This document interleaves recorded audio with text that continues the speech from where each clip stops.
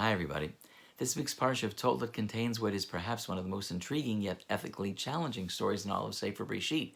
When Rivka realizes that her husband Yitzchak is planning to give the blessing of the firstborn, the Bechor, to Esav, she quickly responds by hatching a plan by which Yaakov would deceive his father and go into the tent and, as it were, take the bracha of the Bechor instead of Esav.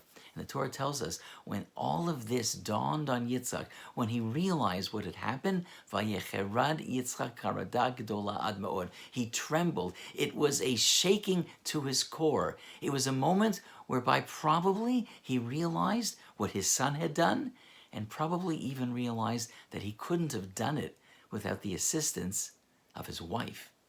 And so there was Yitzchak, the victim of this plot, realizing that his beloved wife and son tricked him. What would you do? What would I do if we felt that we were betrayed this way? How would we feel? How would our ego respond? Would we want to speak to them anymore? Would we insist on an apology? And yet the parsha ends in an astonishing way. Before Yaakov leaves to find his beshert in Padan Aram, Yitzchak calls him into the tent, and he genuinely, lovingly gives him the bracha of Avraham Avinu. What an extraordinary moment. Realizing that you were the victim, realizing that you may have made a mistake, realizing that you might not have seen things the way you're supposed to have seen it, realizing that it took your wife and your son, as it were, to make you aware of a path that you were walking on that should not have been the correct path. What does Yitzchak do? He doesn't get defensive, he doesn't get angry, he doesn't shout, he doesn't yell, he doesn't blame, he doesn't point fingers.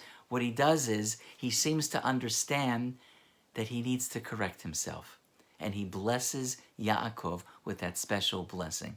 How many of us would have had the greatness of spirit when we realized that we made such a serious mistake to respond by offering blessing to those who shook us and woke us up to that?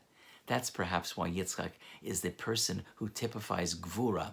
And our Chachamim tell us, what is Gvura? Gvura, bravery, is the ability to suppress your Yetzer Hara. Ezehu Gibor HaKoveshet Yitzro.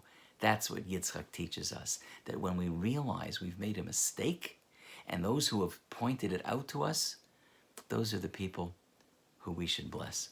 It's a Torah thought. It only takes a moment. Shabbat Shalom, everybody.